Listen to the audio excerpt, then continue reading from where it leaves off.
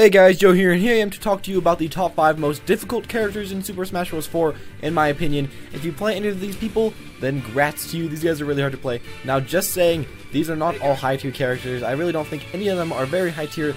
I'm just giving you some credit for playing these very hard to play characters, and if you are winning with them, very good. If you do enjoy, make sure to comment, and make sure to comment what you think are the most difficult players and most difficult characters to play, because maybe these are just me, maybe I just suck at these guys, and I'm really good at some other people for some reason. So, tell me what you think are the most difficult, and in the comment section below, write any top 5 ideas that you have. I'm kind of running out a little bit. I do have a list about 10 more, but if you can bother to write maybe like 4 or 5 ideas of top 5 that I haven't done before about Super Smash Bros., like spacing or other stuff like that, then make sure to do in the comment section below. But let's get this started. In the release since Mewtwo, I have seen a total of maybe 1 to 2 good Mewtwo players online in a tournament or just playing on randomly for glory. I was pondering on this and I came to the conclusion that 2 options. Either Mewtwo just sucks, or B, he has a very high skill cap and hasn't had enough time to evolve his metagame compared to other characters. Mewtwo has a lot of good things about him, like his kill throw, killing smashes, killing range moves, and very strong fast tilts. These things alone on paper should make him a good character, but the problem is that the moves are very hard to put into use unless under the right hands. His smashes are all pretty slow and predictable and need a very good read to get. His neutral B is pretty much the same, and his tilts have really wonky, weird to hit hitboxes that people just haven't gotten used to using yet. I'm sure that after time, and after a long time, Mewtwo will finally shoot up in the tier list because of all his great attributes, but for now we just have to wait and keep practicing. Zelda is a pick that has been forgotten quickly after the game's release. Her moves have tiny hitboxes, very long cooldowns, that really make her a glass cannon, kinda like Game & Watch. Now, with all that said, I believe that she can be good in the right hands, but is just extremely difficult to play, and takes an extremely high amount of reads to hit, which can be almost impossible in tournament play. Her tilts are okay, and are pretty easy to hit, but her aerials are all slow, and are really slow to start up, and are kinda risky, pretty much like using a knee, but for every one of your attacks, which can be pretty hard, except for your neutral air.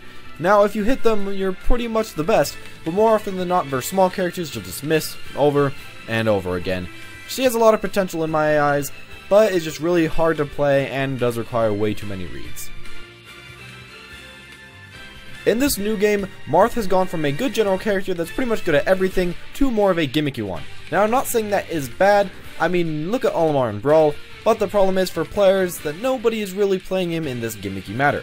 Now, Marth needs to always tip in this new game in order to get some good attacks, getting some stuff safe on shields, and doing a lot of damage, and he needs to tip to get any sort of combo. This can make his gameplay extremely difficult because you need almost perfect positioning and spacing in order to play Marth, and when you play versus a good opponent, they usually won't give you the space that you want. So basically, you must learn how to abuse his gimmick to win.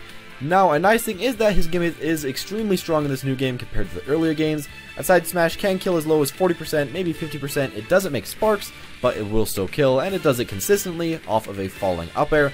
Up air strings can also combo into some early kills on stages like Battlefield, and can kill as low as like 20%, maybe even 30%, and also you can get some tipper fairs that can lead into Gimp.